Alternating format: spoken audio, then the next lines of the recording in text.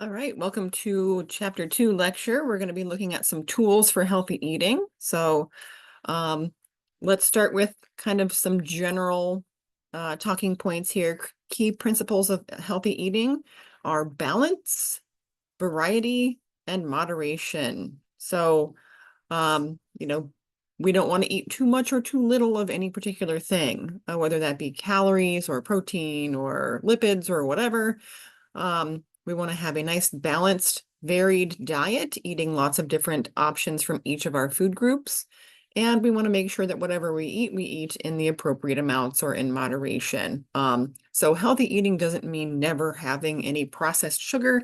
It means doing it in a smart way so that you have a small proportion of your daily calories coming from things that are maybe less healthy options. So that doesn't mean, you can never have ice cream. It just means that, maybe you should have ice cream once a week, or something like that. All right. So as far as our definitions here on this slide go, undernutrition means not meeting our nutrient needs. So not getting enough protein, for example, would be a type of undernutrition, or not enough calories would also be undernutrition. Overnutrition is the opposite of that, having excess nutrients and or excess calories in the diet.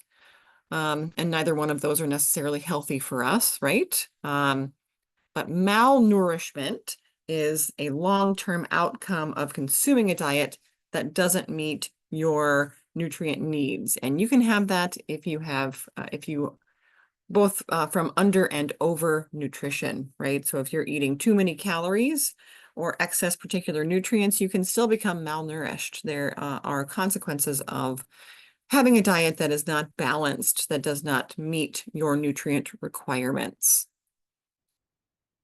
All right. So what are the tools out there to make sure that you are able to eat a healthy diet and avoid under and over nutrition? Well, we have daily reference intakes, or DRIs, which are nutrient recommendations for particular nutrients. We have the dietary guidelines for Americans, which a lot of people, I think, don't really know too much about. It covers both dietary and lifestyle advice for your average American, to help kind of improve where we tend as a country to kind of miss the mark. It tries to help us get on track with those various different dietary and lifestyle advice components.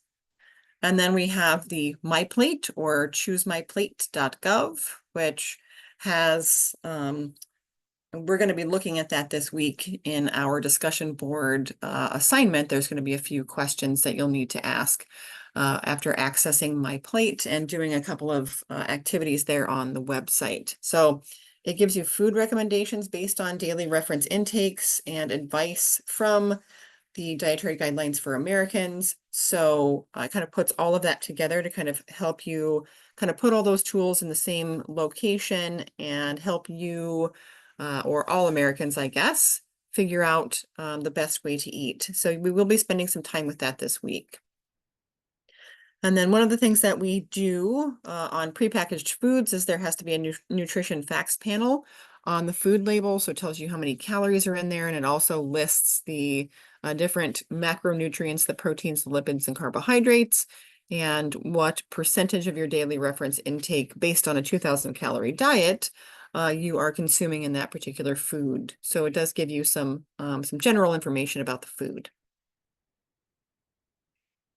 All right, so this is just kind of a picture of those different things that we'll be covering today.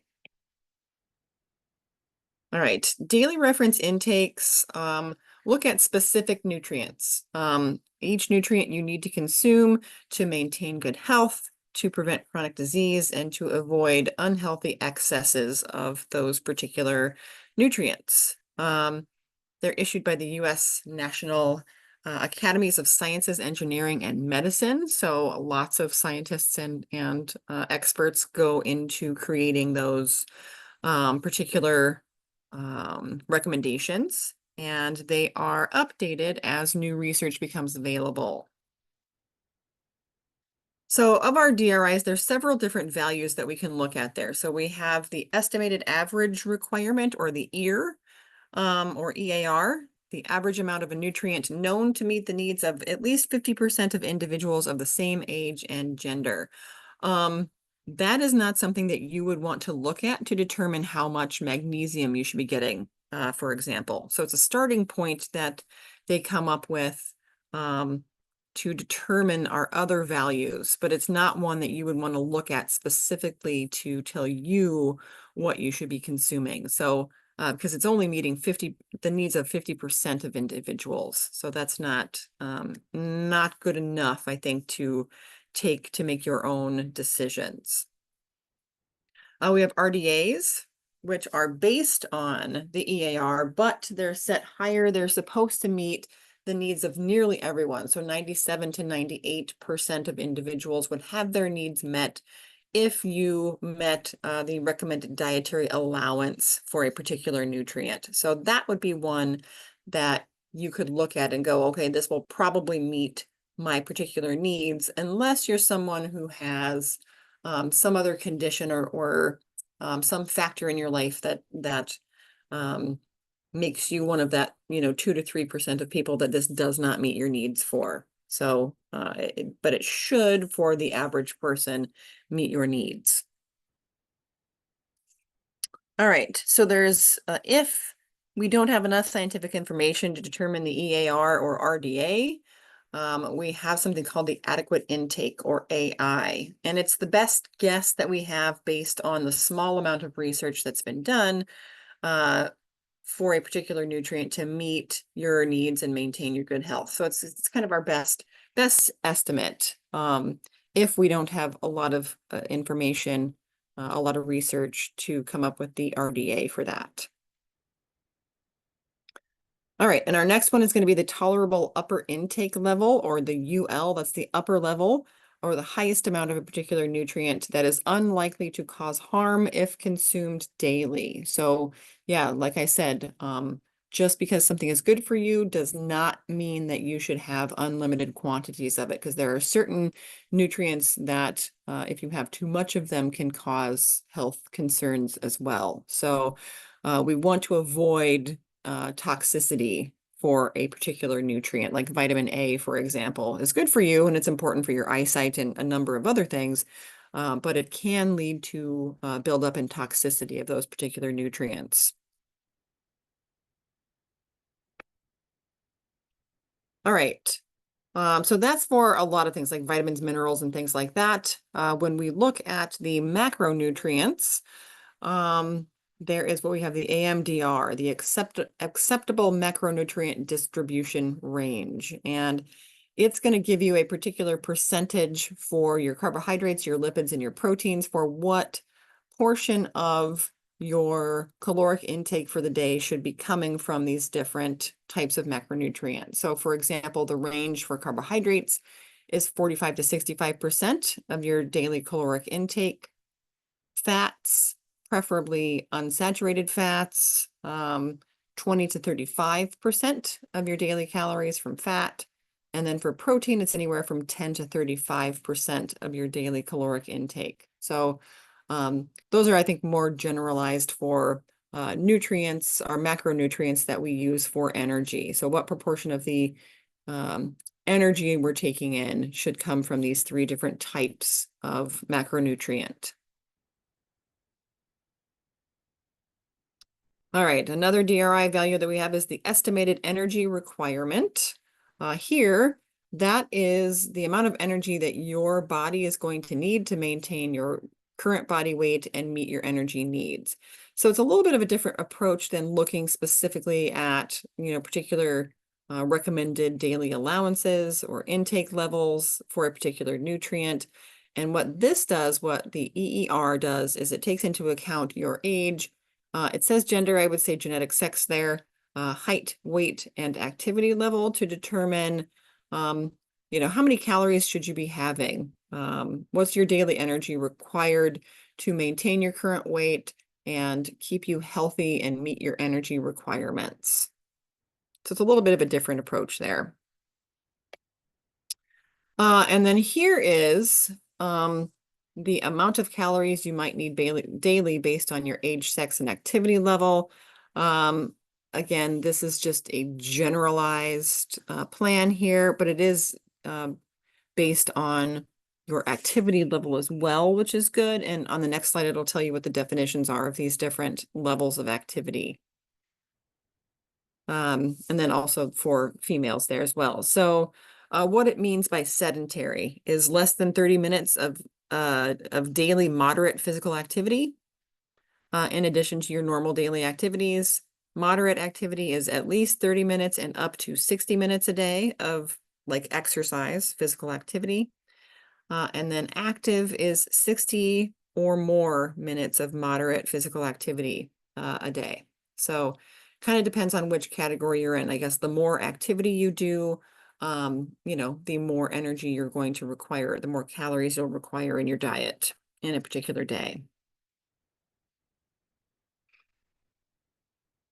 All right, so how do we use these to make good food choices? Well, the goal here is to meet the RDAs or the AI if there's no RDA available for a particular nutrient. So you want to meet those particular nutrient requirements for a particular day. But you want to do that without exceeding the upper limit. And you want to consume your carbohydrates, lipids, and proteins within the daily macronutrient range, those percentages that we went over on the previous slide.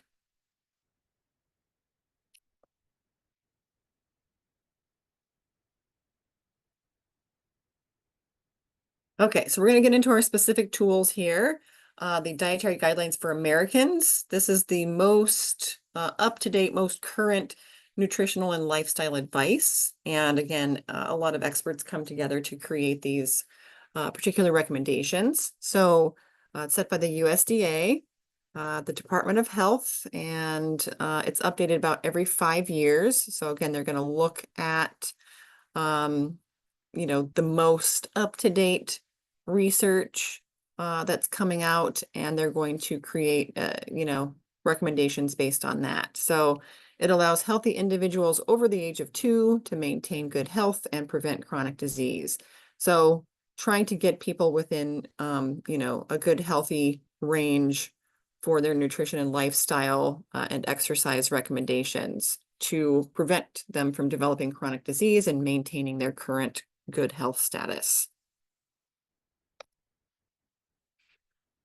Okay, so as far as the big overarching goals or recommendations that the Dietary Guidelines for Americans puts out, number 1, follow a healthy dietary pattern across your entire lifespan. So take into account, how your body changes and how your needs change as you age. Customize and enjoy nutrient-dense food and beverages.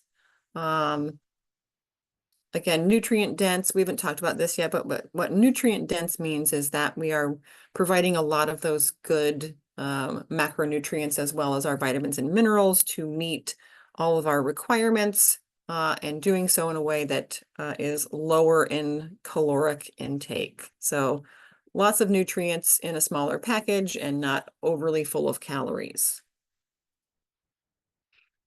Focus on meeting food group needs. So, fruits, vegetables, grains, dairy, all of that stuff. Doing so with nutrient-dense foods and beverages to stay within calorie limits. So the most bang for your buck in terms of nutrients and meeting our requirements in terms of fruits and veggies and all of that stuff.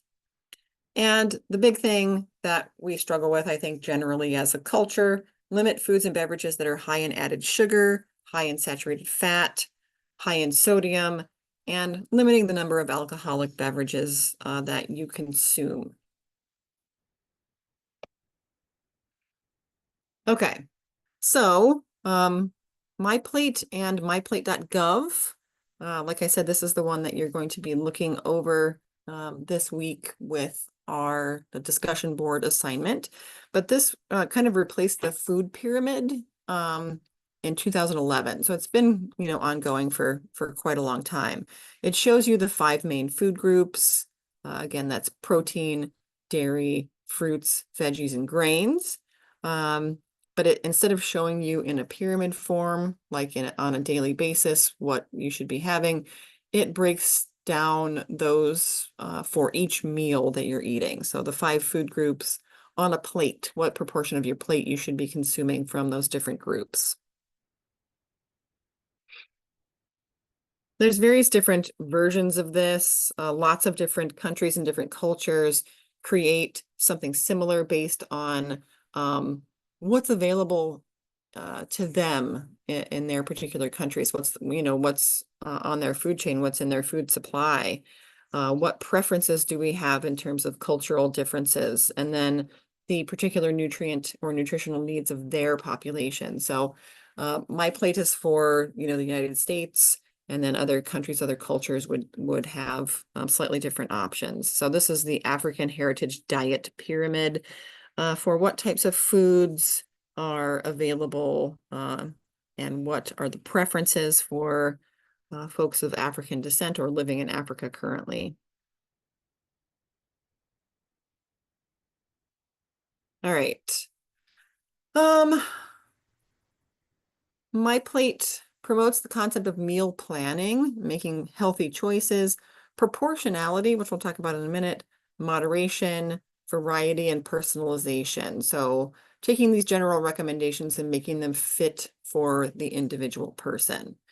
Um, Proportionality is the relationship of one thing to another. So again, showing the plate version and dividing the plate into what portion of that plate should be constituted by each of the 5 main food groups, right? So half your plate should be fruits and veggies, a smaller proportion for grains, preferably whole grains, because you get a number of extra nutrients and fiber from those whole grains that you don't get from like processed grains like white bread. Um, you would get um, you would get more nutrients and better nutrition from a whole wheat bread versus a white bread. Proteins lean and fat-free or low-fat dairy is what they kind of recommend. All right, here's what we were talking about in terms of nutrient density. We hadn't defined that for you yet. It's the amount of nutrients a food contains in relationship to the number of calories. So you want high nutrients, lower calories, more nutrients per calorie. So low in saturated fat, low in added sugar, low in sodium, but you get lots of those good, important, vitamins and minerals and, carbohydrates and protein and all of that kind of stuff in a lower calorie package. Versus energy density, which is the opposite of what you typically want, depending on your needs. If you're needing to gain weight, like you've been undernourished and you are very, very underweight, you might look for energy density a little bit there. So that's something that we don't typically want to have. So those are foods that are high in calories, but lower in other things. So higher calorie stuff. Looking at potatoes, for example, the energy dense choice would be potato chips, right? High fat, high sodium, all of that kind of stuff, versus the nutrient dense one would be the baked potato with the skin on. And you can see the differences in terms of nutrition. The potato chips are low in folate, low in potassium, low in vitamin C, much lower than the baked potato. So it's not the cooking process, it's the frying and the removal of all of those good nutrients from the potato when you turn them into chips versus a baked potato should still contain the skin and all of that important stuff.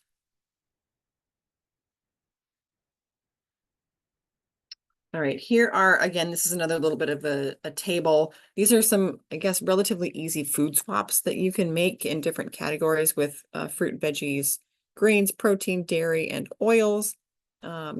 Eat less of the top row and more of the bottom row. So just try to make out some simple swaps with food, and you're going to be going a long way toward achieving kind of a healthier diet.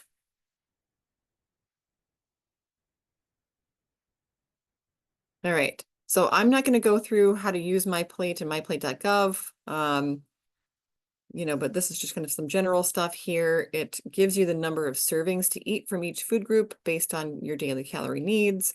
And your calorie needs would be based on your age, your genetic sex, and your activity levels again. There is an activity that we're going to do, again, associated with the discussion board activity this week that will have you looking at the My Plate plan. So you'll enter some personal information, your height, weight, age, activity levels, and that kind of stuff, and it will come up with a general set of recommendations for you, and then we'll answer some questions on that. Another thing that you want to do, the variety portion of a healthy diet, is that you want to eat not just one or two types of fruits, one or two types of vegetables. You want to eat a variety of different fruits and vegetables. The color of the food that you're eating, especially with fruits and vegetables, will have a different set of nutrients. It will have a different set of vitamins and minerals and things that are important for your health. So you want to eat the rainbow, not taste the rainbow. You want to eat the rainbow as in eating fruits and veggies of lots of different colors to make sure you're getting lots of different nutrients to meet all of your nutrient requirements. All right, serving sizes is something that we kind of struggle with to determine how much of a particular food we should be eating. So if you don't want to measure everything out with a measuring cup or whatever, or a scale, the first one, the size of the palm of your hand, or the size of basically a deck of cards, gives you the approximately 3 ounces of cooked meat, chicken, or fish. So why 3 ounces? 3 ounces is the recommended amount per meal for a protein. So it's a lot less than kind of what we think. You really only need about 3 ounces of protein per meal.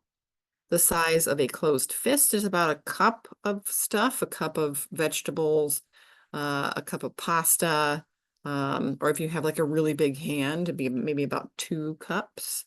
And then if you make an O, like an OK sign with your first finger and your thumb, that is about the size of a tablespoon of vegetable oil or olive oil. So if you're, making something in a pan and you need a little bit of olive oil, that blob of oil on the pan should be about that size of that O between your thumb and your first finger.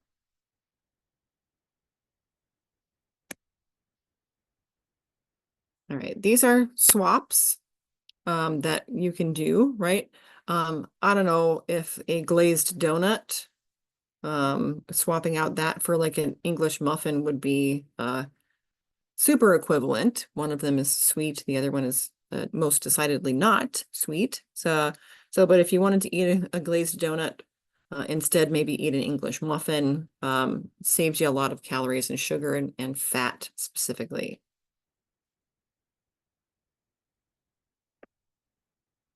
All right.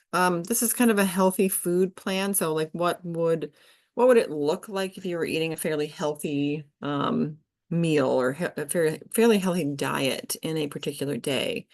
Breakfast, that seems like a lot of breakfast, having both cereal and half an English muffin and banana and juice. It seems like a lot of food. Lunch, in a pear, a sandwich, and a glass of milk. And a snack looks like what? Some sad little apricots, dried apricots, and vanilla yogurt. I mean, that's where moderation comes into play, right? You can every once in a while maybe have, instead of, vanilla yogurt and dried apricots, you might have like some cookies or some ice cream, but not every day, right? You want to just make sure you're being smart about it and not eating those things on a daily basis, but maybe like once a week you could get some ice cream or have a piece of cake or something like that. All right, next thing we need to look at is portion size. Like I said, we kind of struggle with that. A portion is the amount of food that you eat in one sitting. So when a portion isn't a portion. So the FDA defines the serving size as a standard amount of food that is customarily consumed. So if we standardize that, we allow for that to be consistent from one person to another. kind of gets everybody into the ballpark of what a serving should look like, what it should be. So a portion and a serving aren't necessarily the same thing. A portion is how much you actually eat in one sitting. Whereas a serving size is like maybe a traditional amount, kind of a standardized amount that you kind of could or should be getting in the ballpark of.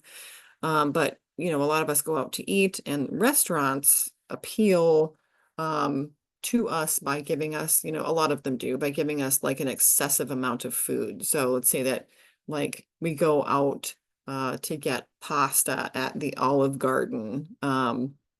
Not that that's, an excellent choice, but again, you're going to go out and you're going to get pasta. You want to get some spaghetti and marinara sauce.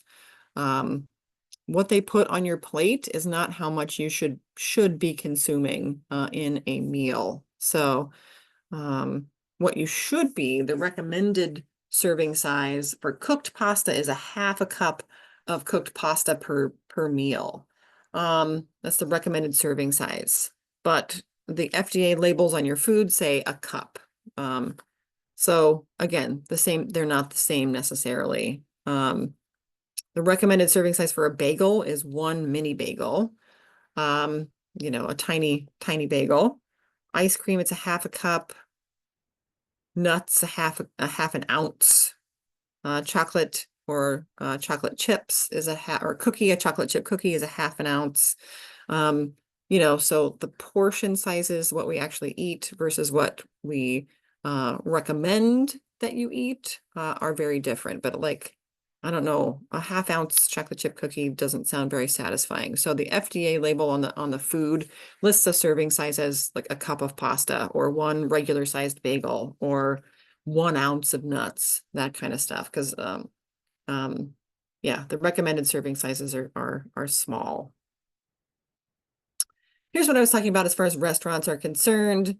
On the left there, the larger plate puts, a huge amount of pasta on your plate, a large amount of sauce on there as well. The plate on the right is what you should actually be eating. So it makes it difficult because when you sit down to eat and you're, out with your family and or your friends and you're having dinner, and they put a big plate of pasta in front of you, you're more likely to eat a lot of that, even like to eat past the point where you're actually full. So it does challenge the idea of smaller portion sizes.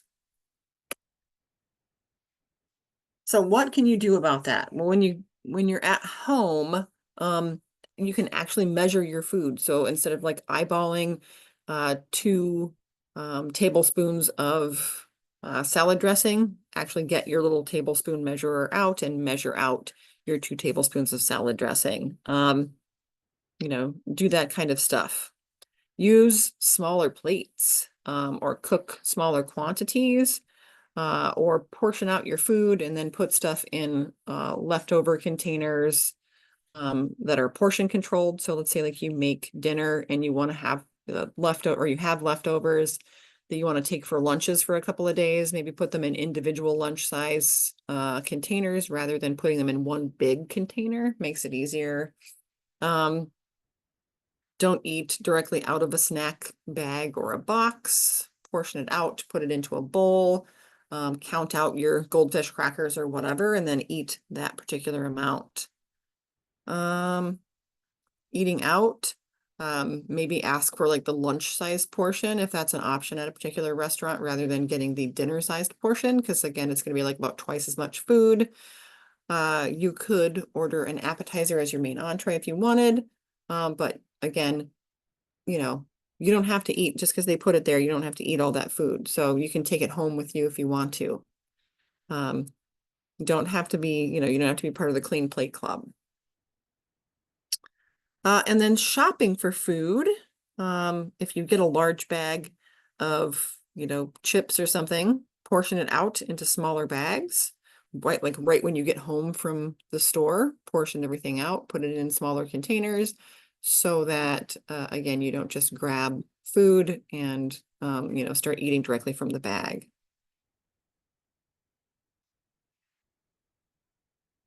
All right. other kind of recommendations, I know we always have always heard that breakfast is the most important meal of the day. And in some senses it is. All of your meals are important though. So skipping breakfast actually kind of messes you up for the entire day though. If you skip breakfast, it may reduce the quality of the food that you eat for the rest of the day. Essentially you wake up, you don't have time for breakfast, you head out the door, and then, a couple hours later you get to class and you're just starving to death. So you don't have time to run over to the dining hall. So you just grab something out of the vending machine, right? And then it leads you to be really, really hungry when you actually eat lunch. So you get like a lot of food. So essentially kind of skipping breakfast kind of sets you up for failure for the rest of the day. So it's always good to eat, a healthy breakfast, have some scrambled eggs and a piece of toast and, some fruit, that kind of stuff. Snacking has been shown to be associated with, again, consuming excess calories and leading to overweight and obesity conditions, which is something that we don't want. So, that's not to say like you can't have any snacks ever, but maybe pack, some fruit or some like a small handful of almonds or something, or a little bit of cheese. Just pack small snacks with you to eat throughout the day. If you are, unable really to sit down and eat meals, you should have food, but make sure that your snacks are healthy choices. And then another thing that we tend to do is like maybe we do really good during the day. We're like, we're going to eat healthy. I'm going to have, an egg white, a couple of egg whites, scrambled egg whites for breakfast with an orange and a cup of coffee. And then for lunch, I'm going to have a salad and I'm not going to snack all day. And then we get home and we're just starving to death and we like eat everything in the cabinets and two dinners and stuff. That again is not great. So you want to make sure you're spreading your calories out throughout the day and, making healthy choices for all of your meals rather than eating healthy during the day. And then when you come home, just eating everything under the sun. Same thing for weekends. A lot of people take weekends to, go out to eat a lot and celebrate and, maybe go out to the bars and stuff like that. Um, Again, that can lead to overconsumption of calories. So, a good way to kind of handle that maybe is there's one day where, you order out for dinner, but the rest of the week you cook at home, that kind of stuff.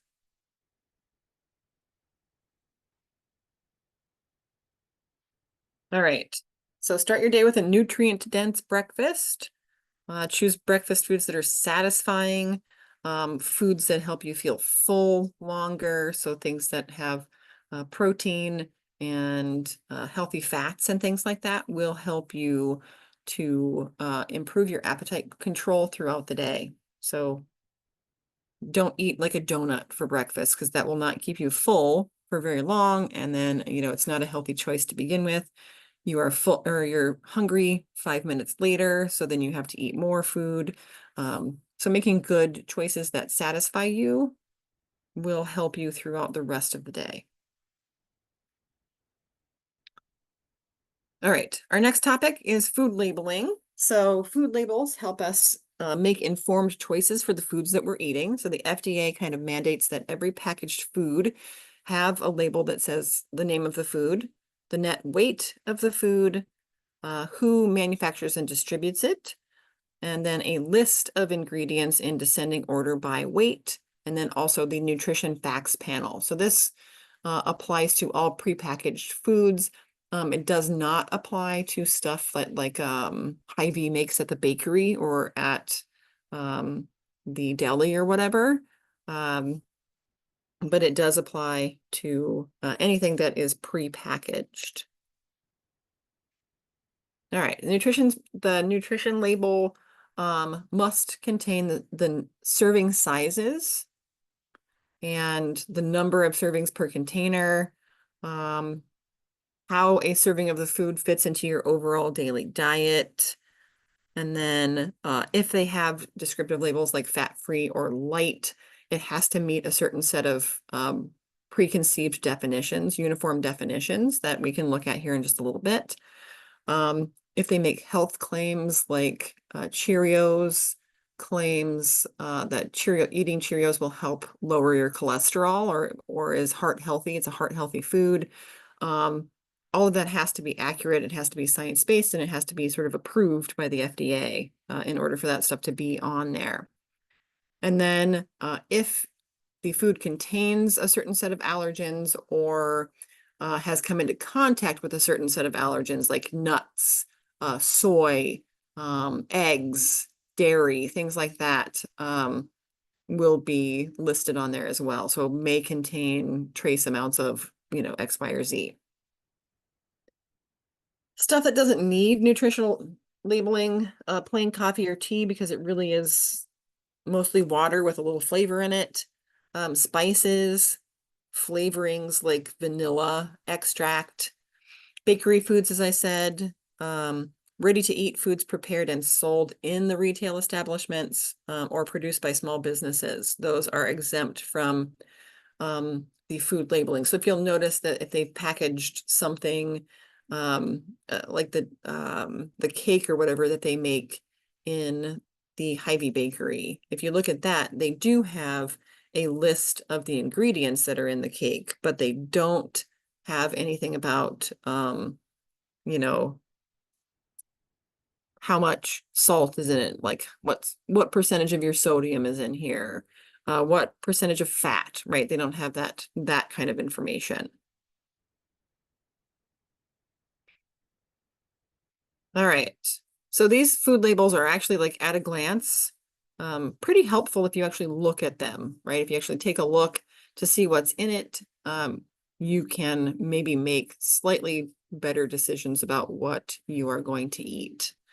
So nutrition facts panels provide information about the specific nutrients obtained in a serving of the food or in the package of food. Total calories, fat, saturated fat, and trans fat, cholesterol, sodium, carbohydrates, fiber, sugar, added sugar, protein, and then a lot of nutrients, a lot of vitamins and stuff, vitamins and minerals, but vitamin D, calcium, iron, and potassium specifically are usually on there. So here's looking at a couple of different nutrition facts panels for you.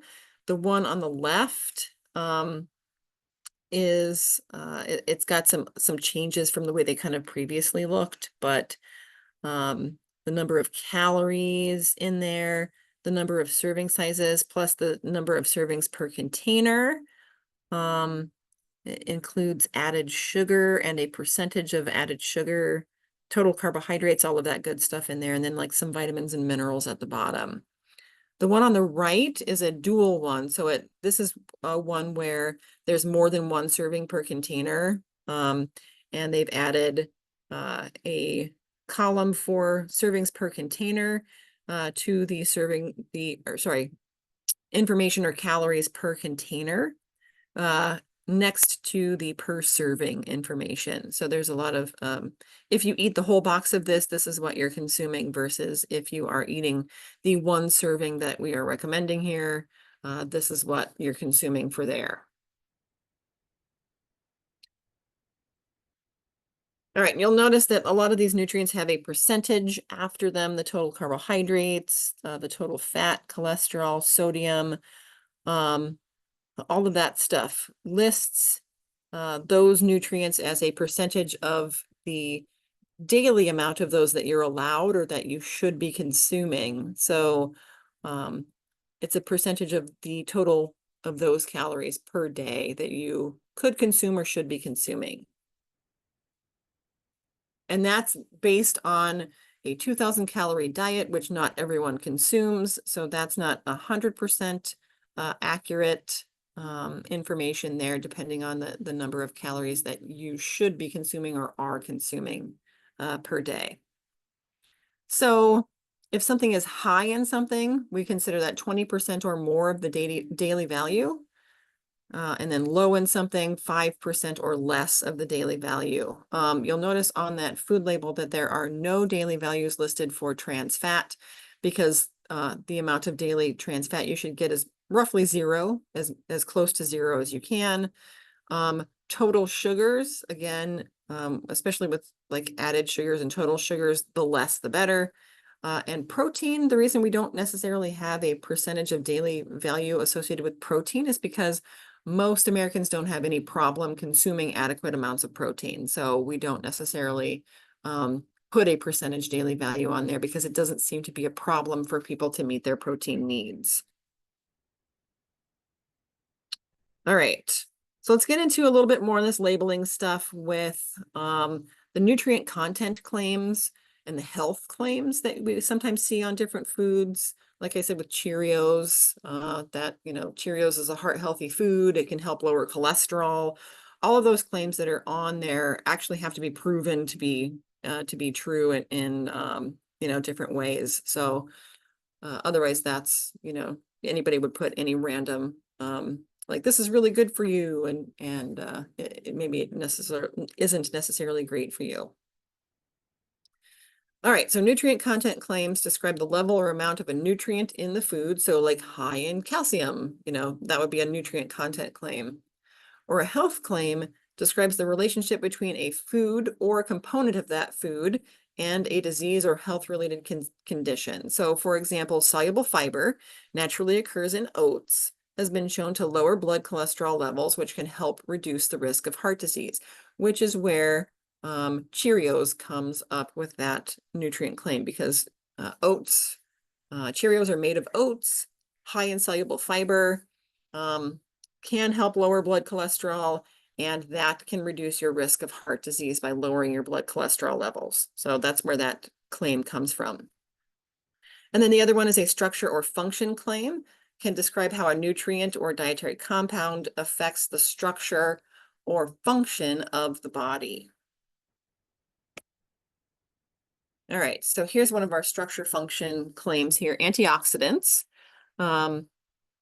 So this cereal, Smart Start, Kellogg's Smart Start cereal, contains antioxidants A, C, and E, including beta carotene to help support a healthy immune system. So it's not saying, I don't know, it's saying that it's going to help your immune system if you eat this food. So it contains these antioxidants that support a healthy immune system. That would be a structural or functional claim. It's a functional claim because it supports your immune system.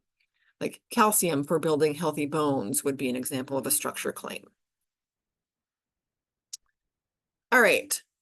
So we have all of these other terms that you sometimes see, like low sodium or reduced calorie or whatever, light,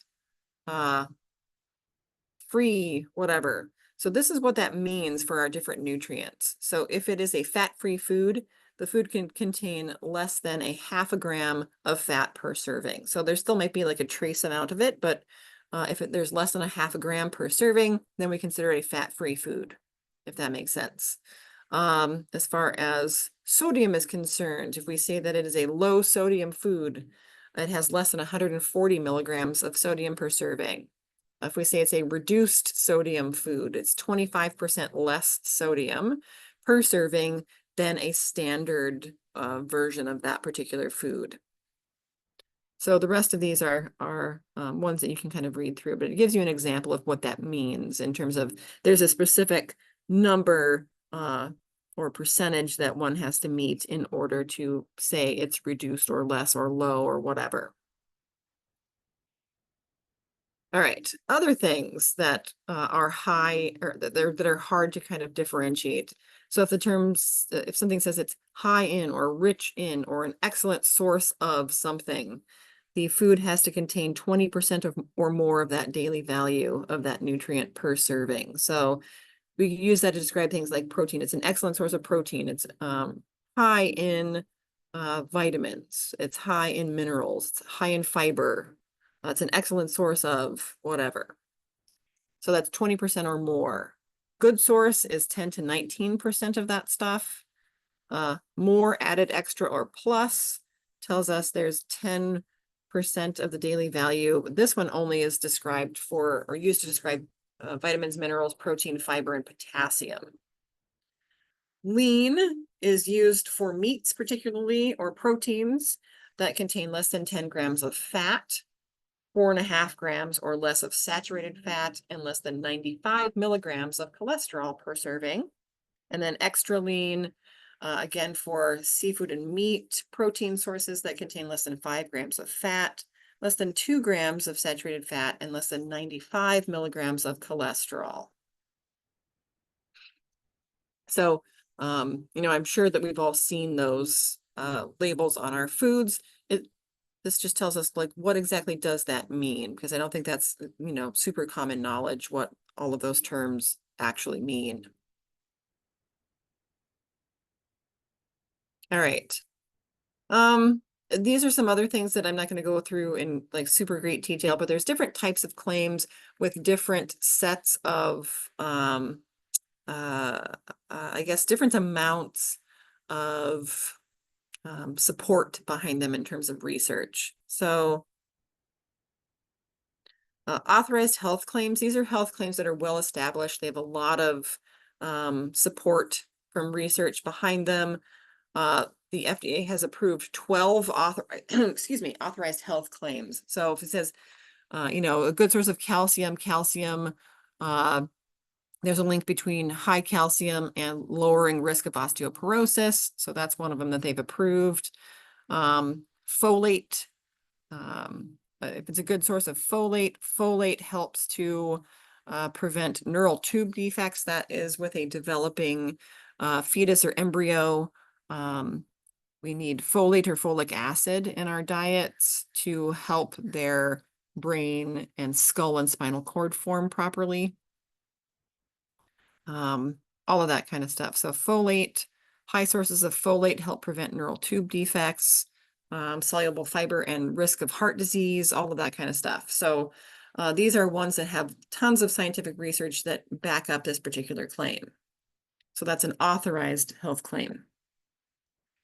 Health claims based on authoritative statements are fairly well established, but they're not quite as well supported as our previous category there. All right, so these are claims based on statements made by a US government agency, like maybe the CDC or the National Institutes of Health. There's a few of those that have been approved by the government. And again, all of these have to be approved by the FDA. Whole grain foods and risk of heart disease and certain cancers. Fluoridated water and the risk of dental caries. So having fluoride in the water to lower the risk of cavities in your teeth, that kind of stuff. And then we have qualified health claims. These are things that are less well established than our other two. They don't have quite as much validity to them or support. And these are things where the health claims have to be accompanied by kind of a little caveat, a little statement that says there's the evidence to support this claim is limited, or some scientific evidence suggests, that kind of stuff.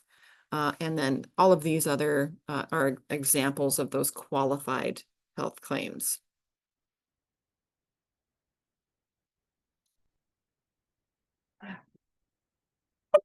What? What? Where?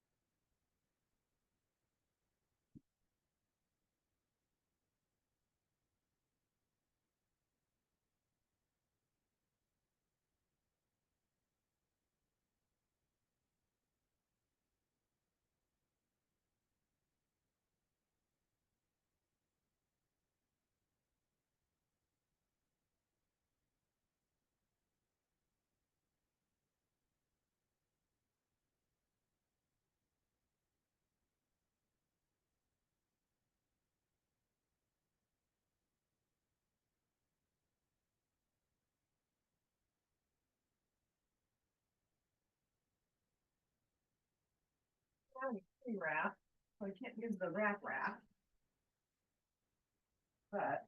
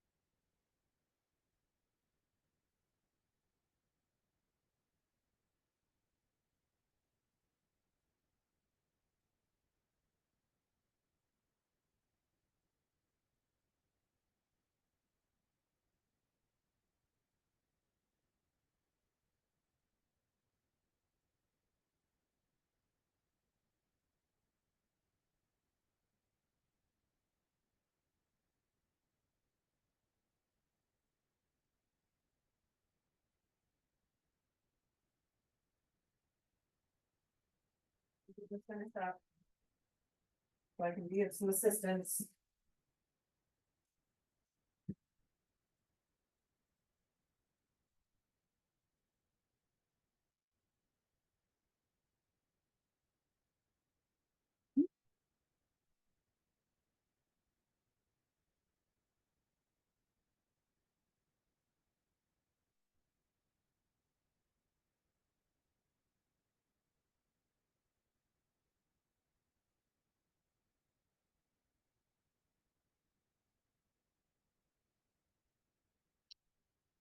All right, apologies for that delay there. Let's see. We were looking at this one. So this is an example of that as far as like chicken noodle soup is concerned. It kind of shows you, based on our reference chicken noodle soup, what it would mean if we had 25% less sodium versus low sodium. So 25% less versus low sodium. All right, this is just a little quick summary tool of the tools that we've gone over today. Like I said, our activity for the week is going to be dealing with myplate.gov, so you'll get to spend plenty of time on that website this week. And then these are the other recommendations. The last little bit here is talking about functional foods. So these are nutrients that we have in particular foods and how they have kind of an outsized positive effect on your health, but beyond providing those basic nutrients. So phytochemicals, a good example of a phytochemical is beta carotene in broccoli. It's a chemical found in plants, so phytochemicals, where that name comes from.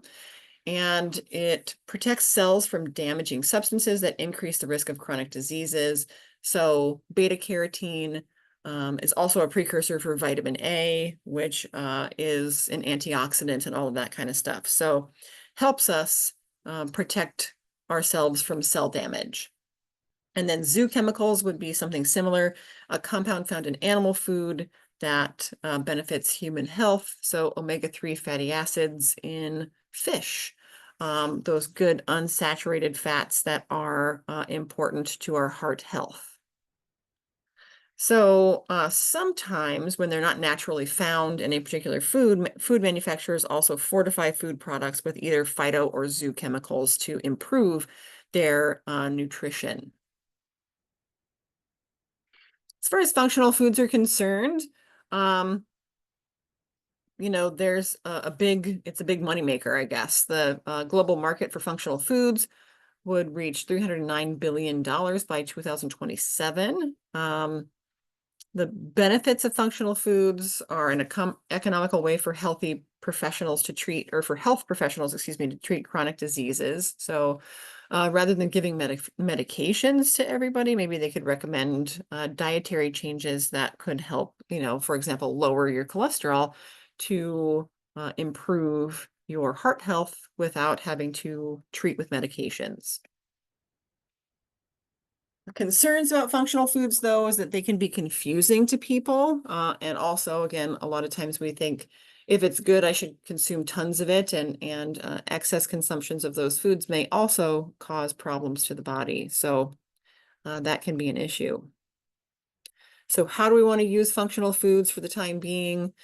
Consume naturally occurring phytochemicals and zoochemicals. So eat cold water fish if you want omega-3 fatty acids. Eat broccoli and other fruits and veggies if you want to get more beta carotene in your diet. Don't overconsume prepackaged functional foods to avoid overconsumption and you know, those possible concerns that go along with that.